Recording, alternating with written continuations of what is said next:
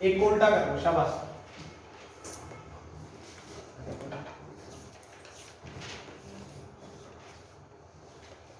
उल्टा करो, हाँ।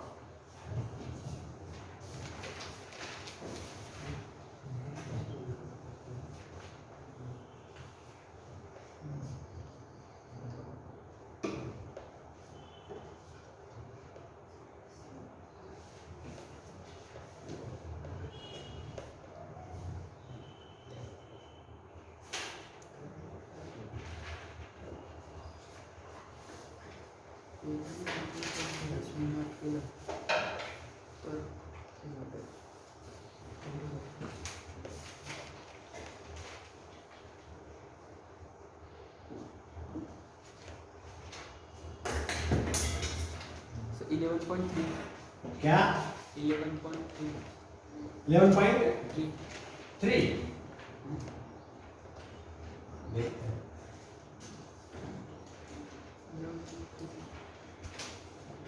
13.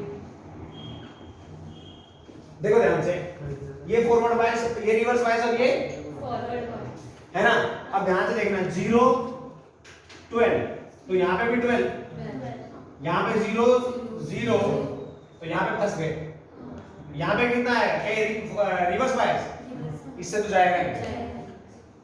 12, तो यहाँ पे 12, यहाँ पे कितना माइनस, प्लस से माइनस तो घटा, घटा कितना हो जाएगा 0.7, तो 11.3, 11.3 यहाँ पे, 11.3 यहाँ पे, तो 11.3 यहाँ पे, तो 11.3 minus 0 divide by R L, क्या इज इक्वल्स टू सॉरी, हाँ, क्या इसके अक्रॉस वोल्टेज कितना, सर V0 के अक्रॉस निकालना था, जैसे V0 निकालना था ना बस।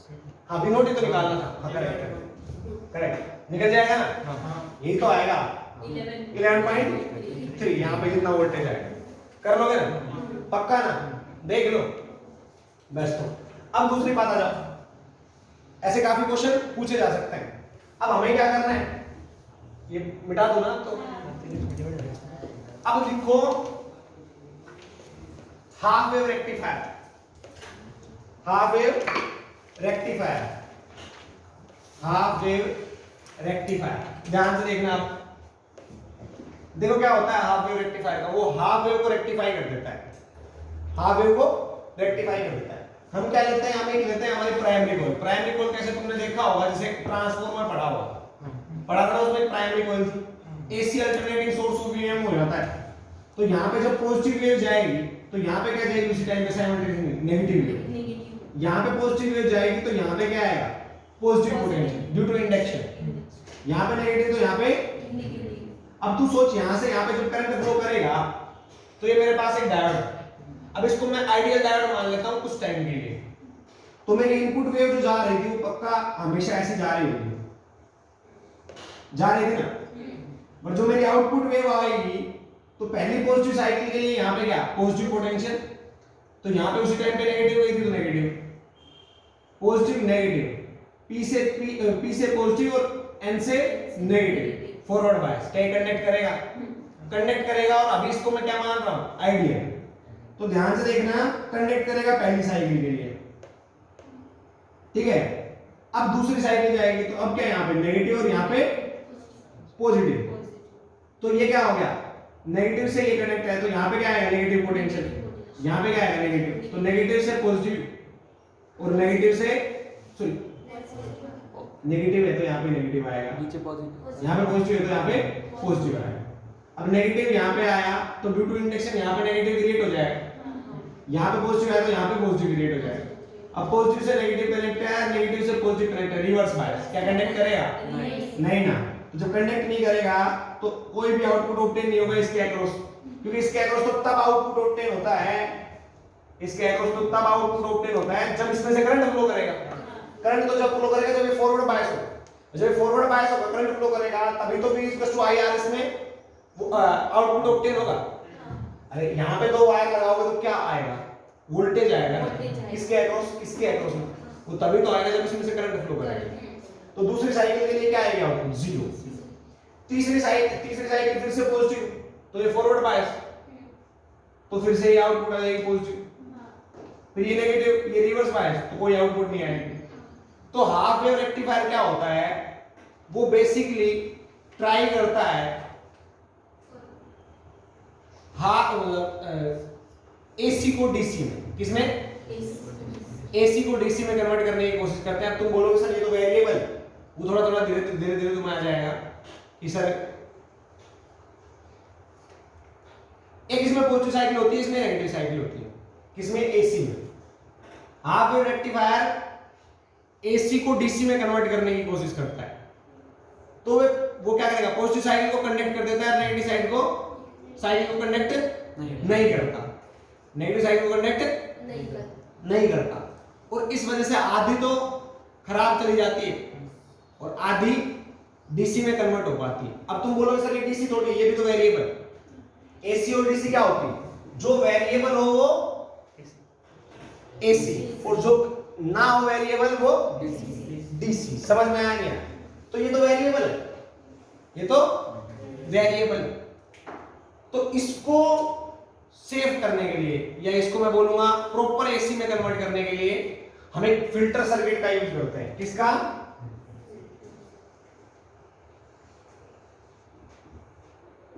हाफ वेव रेक्टिफायर क्या होता है, एसी को डीसी में कन्वर्ट करता है, किसमें, डीसी में कन्वर्ट। तुम ध्यान से देखोगे तो ये अभी भी वेरिएबल है, तो इसको कोऑर्डिनेट करने के लिए हम क्या लगाते हैं, एक कैपेसिटर सर्किट का यूज करते हैं, जिसको फिल्टर सर्किट भी बोलते हैं। क्या बोलते हैं? फिल्टर सर्किट भी बोलते हैं। वो हमेशा इसके पैरेलल लगा दिया जाता है, इसके पैरेलल, इसके पैरेलल। तो जब यहां पे फॉरवर्ड बायस होता है तो एक कैपेसिटर चार्ज हो जाता है, जो यहां पे वोल्टेज आएगा वही कैपेसिटर के अक्रॉस है, तो वही वोल्टेज अपीयर हो जाएगा। जब ये रिवर्स बायस होगा तो कैपेसिटर डिस्चार्ज होने लगता है, तो तब भी वोल्टेज लगभग कितना आएगा, वही डिस्चार्जिंग स्लो होती है कैपेसिटर में, तो लगभग उतना ही वोल्टेज अपीयर हो जाएगा। किस टाइम पे? रिवर्स बायस साइड में। समझ में आएगा? फॉरवर्ड बायस में तो इसके अक्रॉस पोटेंशियल वो अपीयर हो जाएगा, और रिवर्स बायस में कैपेसिटर के अक्रॉस लगभग उतना ही रहता है, क्योंकि वो डिस्चार्ज होने लगता है। जैसे मान लो फॉरवर्ड बायस में आ गया 5 वोल्ट, तो कैपेसिटर कितने वोल्ट से चार्ज होगा? 5 वोल्ट से। अब जैसे रिवर्स बायस का टाइम आएगा, मान लो 0.5 सेकंड, तो उस टाइम पे 5 वोल्ट, 4.99, 4.9, 4.8, तो लगभग उतना ही अपीयर होगा इसके अक्रॉस, नेगेटिव साइकिल के कोरस्पोंडिंग। तो हमें जो आउटपुट ऑब्टेन होती है वो ऐसी होती है, थोड़ा सा डाउन, धीरे धीरे जाती है।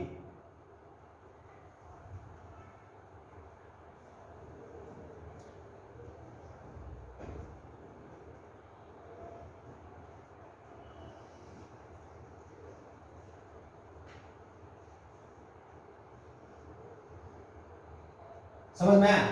तो जो हमारी फाइनल आउटपुट आती है वो ऐसी आती है, कुछ कुछ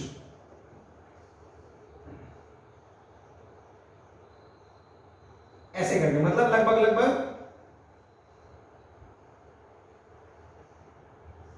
समझ में आया? तो इसको भी वो कैसे ना कैसे फिल्टर करके डीसी वोल्टेज बना देते हैं, वो फर्दर जो कुछ भी करते हैं। तो यहां पे क्या लगा दिया जाता है? Filter circuit, that is capacitor. समझ में आया? हाफ वेव रेक्टिफायर का काम क्या होता है? एसी को डीसी में कन्वर्ट करता है।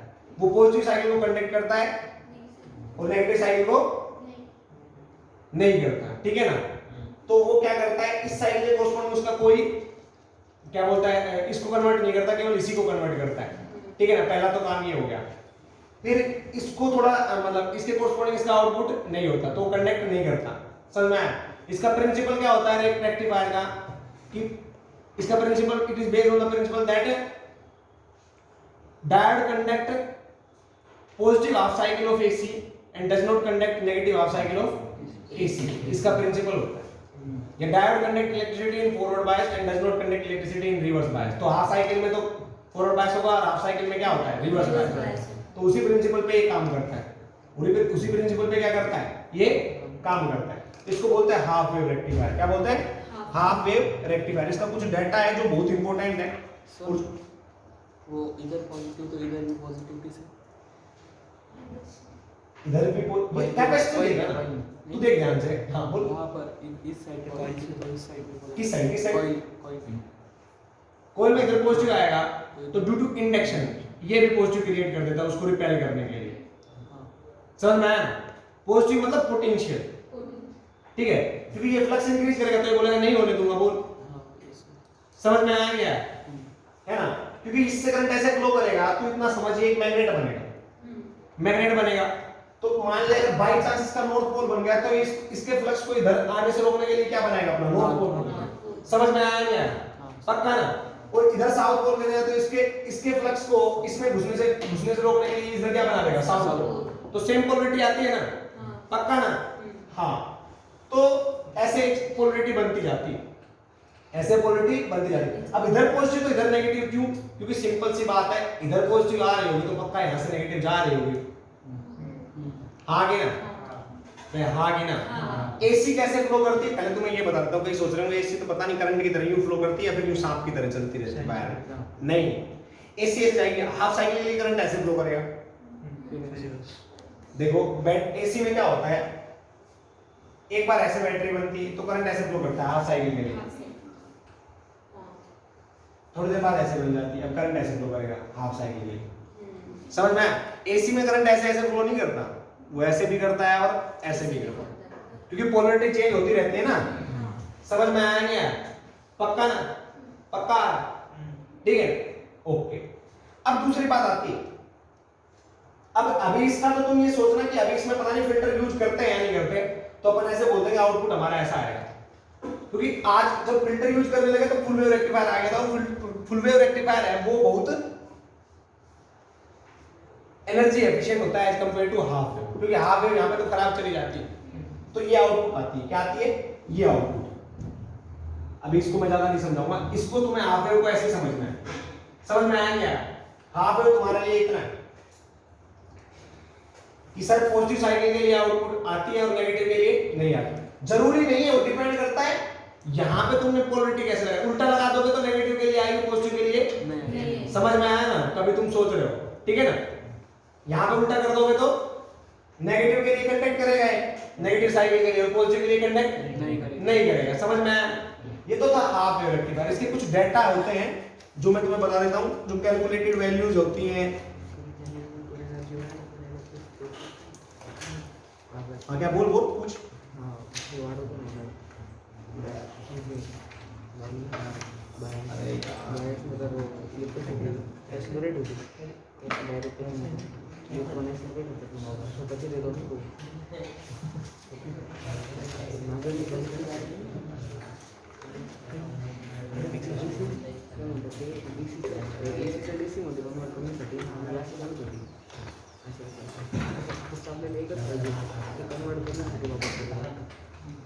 इतना समझ में आ गया?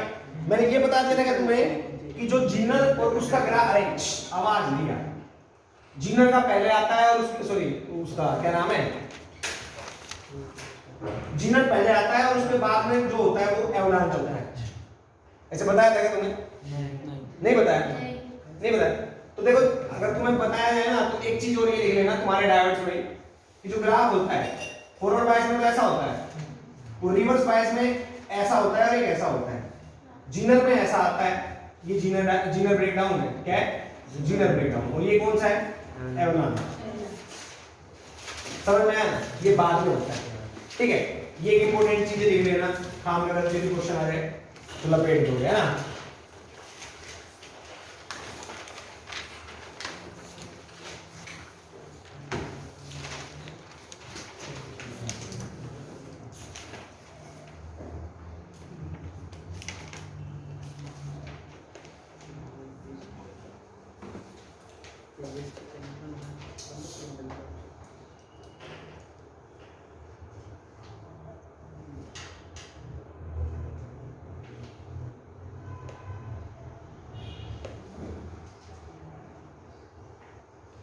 चले अब इस पे आ जाओ वापस हाफ वेव रेक्टिफायर और फुल वेव रेक्टिफायर पे।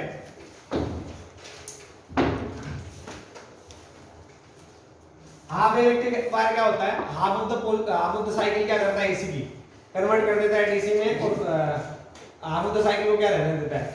कंडक्ट ही नहीं करता, तो उससे उसका कोई लेना देना नहीं होता। अब दूसरी बात आती है,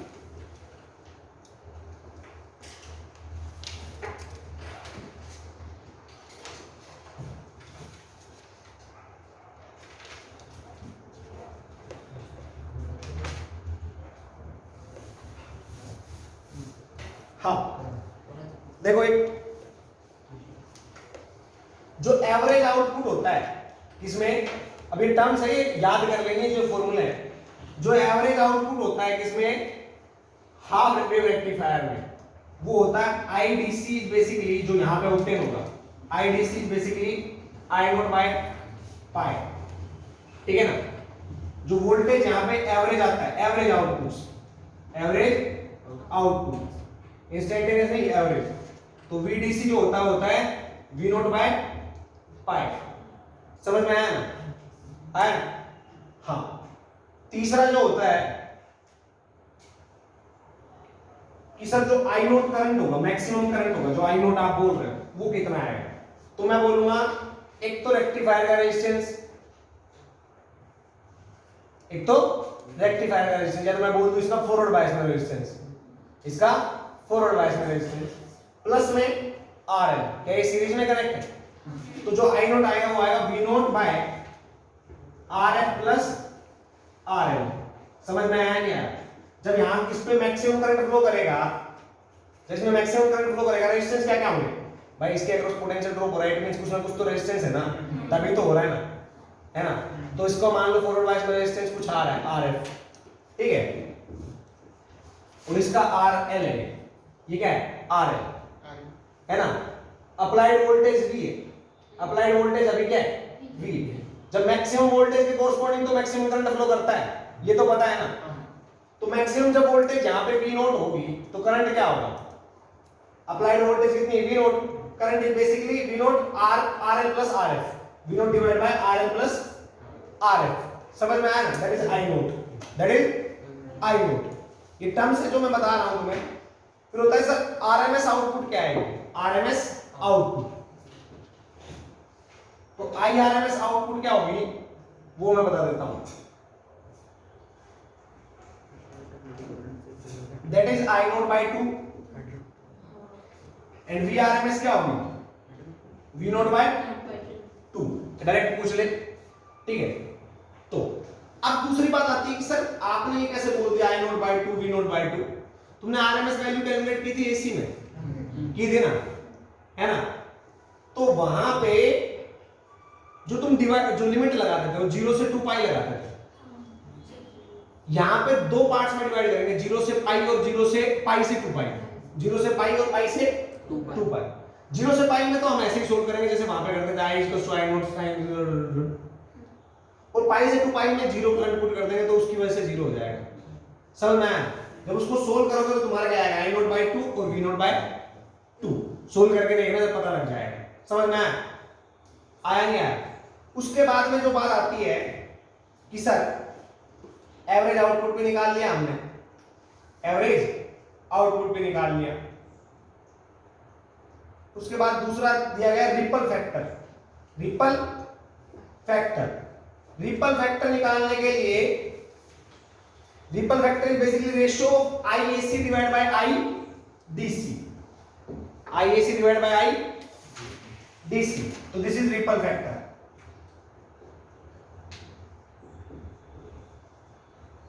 ये टर्म्स होती है, ठीक है, तो आईएसी का रेशियो डिवाइड बाय आईडीसी का रेशियो, एसी की वैल्यू तो तुम्हें पता है, एसी वैल्यू करता है, तो एसी की तो कोई वैल्यू नहीं होती, उसकी जगह क्या पुट करते हैं हमेशा आरएमएस वैल्यू, ये तो पता है ना, हर जगह आरएमएस पुट करते थे वहां पे।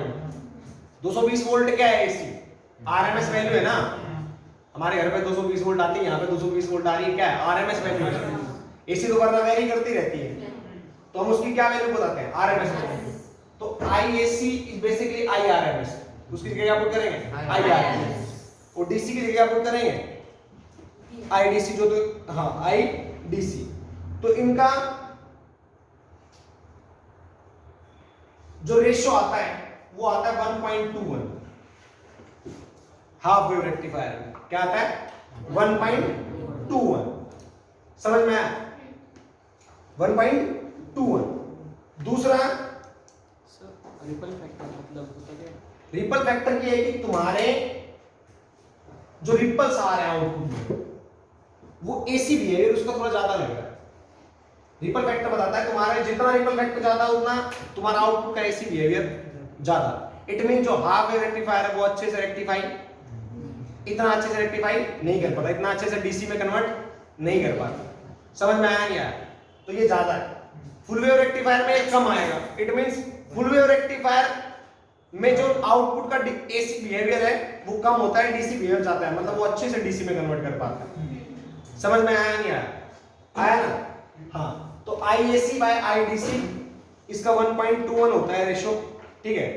तो हम बोल सकते हैं जितना स्मॉलर रिपल वेक्टर होगा उतना क्या होगा, अच्छा डायोड होगा, सो रेक्टिफायर होगा। समझ में आया? रिपल फैक्टर ज्यादा, इट मींस आउटपुट में एसी बिहेवियर ज्यादा, एसी बिहेवियर ज्यादा। इट मींस अपना जो क्या बोलते हैं रेक्टिफायर ज्यादा अच्छा नहीं है, हमें कैसा चाहिए, we want DC behaviour in output. तो it means not good rectifier, इतना ज्यादा अच्छा गुड रेक्टिफायर नहीं है। समझ में आया ना? कर लो ये चीजें। अभी और कुछ चीजें जो डाटा है ये पूरा का पूरा ये टर्म्स है।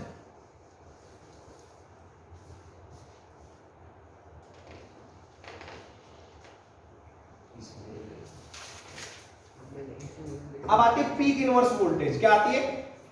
Peak inverse voltage. ये क्या होती है? The maximum reverse bias voltage that can be applied before commencement of the Zener region is called peak inverse voltage. वो रिवर्स वोल्टेज जो तुम अप्लाई करोगे, जैसे यहां पे हम इसमें पॉजिटिव साइकिल भी आ रही नेगेटिव, अगर हद से नेगेटिव ज्यादा कर दी और जीनर वोल्टेज से ज्यादा कर दी तो वहां पे जीनर ब्रेकडाउन हो जाएगा, जीनर ब्रेकडाउन हो जाएगा। क्योंकि जितना यहाँ पे रिवर्स वोल्टेज है तो यहाँ पे भी आते हैं नेगेटिव, यहाँ पे पॉजिटिव, तो ये डायोड रिवर्स बायस हो जाएगा और वोल्टेज अप्लाइड हो जीरो वोल्टेज से ज्यादा तो जीरो ब्रेकडाउन हो जाएगा, फिर वो रिवर्स बायस में भी कंडक्ट कर जाएगा, नहीं कर जाएगा। तो maximum reverse bias voltage that can be applied before commencement of the Zener region, Zener region में जाए ना, ताकि वो रिवर्स बायस में कंडक्ट ना करे। अगर जीनर रीजन से ज्यादा वोल्टेज अप्लाई कर दोगे, जीनर वोल्टेज से ज्यादा, तो वो क्या कर देगा, रिवर्स बायस में भी कंडक्ट कर देगा। समझ में आया नहीं? वो डायोड खराब भी हो सकता है, डायोड क्या हो सकता है, खराब भी हो सकता है, ठीक है ना, जीनर रीजन में चला गया तो। अब उसकी बात आती है कि सर रिवर्स बायस में वो जो वोल्टेज होती है, मैक्सिमम वोल्टेज जो अप्लाई की जाती है कि जिस पर डायोड जो है वो जीनर रीजन में ना जाए, उसको बोलते हैं पीक इनवर्स वोल्टेज, ठीक है ना। उसको क्या बोलते हैं? Peak inverse voltage. समझ में आया? तो when diode is not conducting peak inverse voltage across it, वो कोई भी वोल्टेज हो सकती है, तो जितनी यहाँ पे फॉरवर्ड होती है उतनी रिवर्स होगी, प्लस वी नोट तो ये माइनस वी नोट है ना। तो जो प्लस वी नोट है वही क्या आ जाती है, पीक इनवर्स वोल्टेज में साइन अपोजिट होता है, और मैग्नीट्यूड तो उतना ही आता है ना, है ना। समझ में आया ना? अरे ऐसा है क्या, ये तो 5 वोल्ट चला जाए और ये 2 वोल्ट पे यूं घूमे, फिर 5 वोल्ट प्लस 5 और माइनस 5 में ऑसिलेट करेगा। अब मान लो माइनस 5 तक जीनर रीजन नहीं आ रहा तो डायोड रिवर्स बायस में कंडक्ट नहीं कर रहा और फॉरवर्ड बायस में कंडक्ट कर रहा है, it means that is good and this is the maximum limit. मान लो 5 से थोड़ा ऊपर जाते जीनर रीजन आ जाता, तो हमारी Zener voltage peak inverse voltage क्या होगा, 5 से थोड़ा ऊपर जाते ही जीनर ब्रेकडाउन हो जाता हो, तो हमारी पीक इनवर्स वोल्टेज क्या होगी, 5। समझ में आया? तो दैट इज वोल्टेज इन विच, या मैं बोल दूं maximum, maximum reverse bias voltage in which diode can withstand, in which diode can withstand, रुका रहे, खराब ना हो। समझ में आया ना? आया ना? अब इसमें एफिशिएंसी की बात आती है, एफिशिएंसी की बात आती है तो इसकी एफिशिएंसी क्या होती है, ईटा से रिप्रेजेंट करते हैं P output upon P input into 100, ठीक है। इसमें डायरेक्ट सोल्व करके लिख दिया है कि 40.6% divide by 1 plus R F by R L, 40.6% divide by 1 plus R F by R L. 100 से मल्टीप्लाई करते हैं, ईटा किस में आता है, परसेंटेज में आता है, जैसे कि मैंने अपने में लिखा हुआ है, वो शायद अच्छे से लिखा हुआ होगा पूरा एक्सप्लेन करके।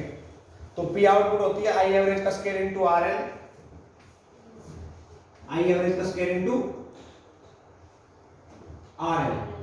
आउटपुट तो यही इसी के अक्रॉस होगी जो आउटपुट ऑब्टेन करूंगा मैं, है ना। और इनपुट होती है वो आती है आई आर एम एस का square into R F plus R L. Input are F plus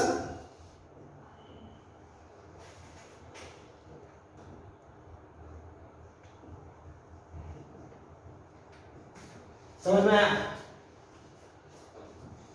यहां पे जो था वो था, यहां पे टोटल वोल्टेज जो आएगी वो इनपुट वोल्टेज है ना, जो इनपुट यहां पे डली, आउटपुट तो यहां पे ऑब्टेन होगी ना।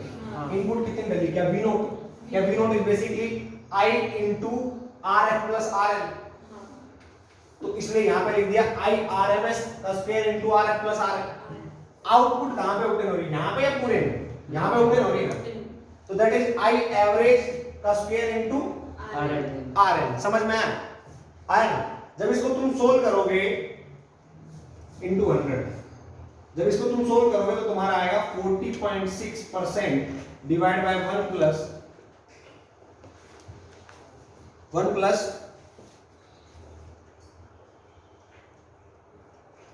Are F by R L, R F by R L. इसको जब सोल्व करोगे, ठीक है। फिर इसमें ये लोग अजम्पशन ले लेते हैं, फिर इसमें ये लोग अजम्पशन ले लेते हैं कि मान लो सर आर एफ बड़ा हो या आर एल बड़ा हो, तो एक बार आर एल को सबसे बड़ा कर दोगे, आर एल को बड़ा कर दोगे तो क्या R F by R L zero, R F by R L क्या हो जाएगा, लगभग जीरो। तो एफिशिएंसी कितनी आएगी, 40.6%। और एक बार दोनों को बराबर ले लोगे तो क्या आएगी 20.3। समझ में आया? कर लोगे ना स्पेशल केस। तो स्पेशल केस में क्या ले लेते हैं, एक बार R F equals to R L तो आएगा 20.6%, और एक ले लेते हैं R F is greater than R L जो आएगा 20.3%। हाँ, और 40.6%। समझ में आया ना? ये सब फॉर्मूले, ये सब फॉर्मूले हैं तुम्हारे, ठीक है ना। हाफ वेव रेक्टिफायर के छाप सकते हो। वो 1.21 रिपल फैक्टर की स्टैंडर्ड वैल्यू, वो स्टैंडर्ड वैल्यू आएगी कि जो रेक्टिफायर होता है उसकी हाफ वेव रेक्टिफायर की वैल्यू आती है 1.21, ठीक है। तो रिपल फैक्टर जो होता है जितना ज्यादा होता है उतना आउटपुट में एसी बिहेवियर ज्यादा होता है। इट मींस वो अच्छा क्या नहीं है, रेक्टिफायर नहीं। समझ में आया? जितना रिपल फैक्टर ज्यादा उतना आउटपुट में एसी बिहेवियर ज्यादा। समझ में आया? पक्का छाप सकते हो, छाप दो। सर ये सिर्फ एसी टू डीसी होता है रेक्टिफायर? हाँ, एसी से डीसी में कन्वर्ट करता है, इसका काम ये होता है। रेक्टिफायर क्या होते हैं, रेक्टिफायर वो डिवाइसेस होते हैं, लिख लेना अगर किसी को नहीं लिखना, ध्यान नहीं पता रहता तो। रेक्टिफायर वो डिवाइस होते हैं जो एसी से किस में कन्वर्ट करते हैं, डीसी में कन्वर्ट करते हैं। हाफ वेव रेक्टिफायर क्या करता है, हाफ वेव को करता है और हाफ वेव को नहीं करता। समझ में आया? पक्का छाप दो। रिवर्स बायसिंग को नहीं करता। ये इनपुट है, ये आउटपुट वेव है, ठीक है। इसमें दिखाई दे रहा है क्या? हाँ बोल, क्या पीआईवी क्या होता है, देखो ध्यान से। जब एसी जाएगी तो +5 जाएगी तो -5 पे जाएगी। अगर -5 पे गई और वहां पे रिवर्स ब्रेकडाउन हो गया तो झटके से करंट इंक्रीज कर जाएगा। रिवर्स वोल्टेज में भी तो, रिवर्स बायस वोल्टेज में भी तो करंट इंक्रीज झटके से होता है कई बार। अगर वो हो गया तो ये रिवर्स बायस में भी कंडक्ट कर जाएगा, तो करंट उल्टा भी फ्लो कर जाएगा, फिर नीचे की साइड ये कंडक्ट कर जाएगा, तो ये फिर से डीसी में कन्वर्ट हो गया ना। अरे साइकिल चेंज होगी ना, अपोजिट साइकिल हो रही, समझ में आया? अपोजिट साइकिल आ रही तो वो नहीं आने देगी, ठीक है ना। अपोजिट फेज में साइकिल नहीं आने देगी, करंट की एक डायरेक्शन होनी चाहिए। तो इसलिए रिवर्स बायस में वोल्टेज उतनी मेंटेन करनी है ताकि रिवर्स ब्रेकडाउन ना हो। तो जितनी मैक्सिमम वोल्टेज रिवर्स बायस में होगी, जहां पे ब्रेकडाउन नहीं होगा, तो वो क्या होगा, पीक इनवर्स वोल्टेज। समझ में आया ना, आया ना? वो किसके बराबर होती है, क्या पीक इनवर्स वोल्टेज जो V0 है मैक्सिमम, जहां पे जीनर ब्रेकडाउन नहीं हो पा रहा, क्या वो इस V0 के बराबर होंगे? बस साइन तो अपोजिट होगा, ये +5 होगा तो -5। समझ में आया क्या? पक्का ना? हाँ, आ रहा है ना? और हम दूसरा बोल सकते हैं कि सर जो हमारी एसी वोल्टेज होती है वो वोल्टेज होती है जिसमें, अब मैं तुम्हें नई डेफिनेशन देता हूं। एसी और डीसी करंट में क्या डिफरेंस होता है? एसी में करंट एक ही डायरेक्शन में फ्लो करता है, डीसी में दोनों डायरेक्शन में। समझ में आया? अब मेन डेफिनेशन, अभी तक मैंने क्या बोला था, वेरिएबल कांस्टेंट का। समझ में आया ना? अब मैं तुम्हें बात बता रहा हूं जो पूरा अच्छे से तुम्हें समझ में आएगी। एसी में एसी वोल्टेज जो हमारी होती है वो क्या होती है, जिसमें एक ही डायरेक्शन में करंट फ्लो करवाए। और डीसी क्या होती है? एसी क्या होती है? जो दोनों डायरेक्शन में करंट फ्लो करवाए। और डीसी एक ही डायरेक्शन में करंट फ्लो करवाए। ठीक है ना? समझ में आया? हाँ।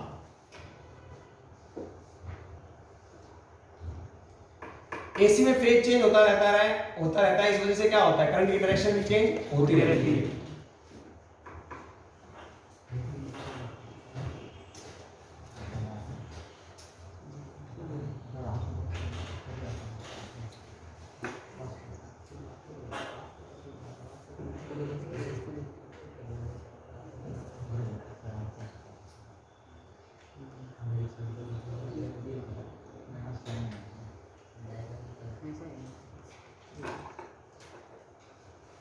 So IRMS and VRMS बराबर है क्या? by 2 के संग I0 by 2 and V0 by 2 DC current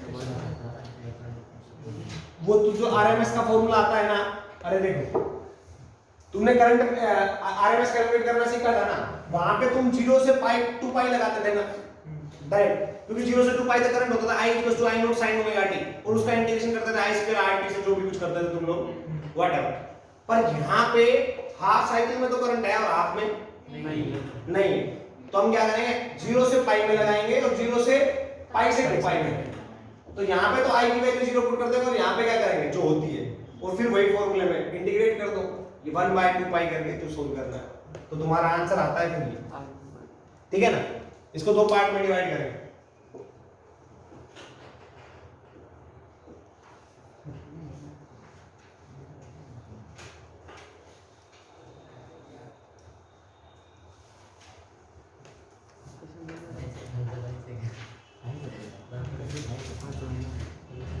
half wave rectifier में 1.57 होता है, लिख लो एक बार, गलत लिखवा दिया साइड में 1 पॉइंट, रिपल फैक्टर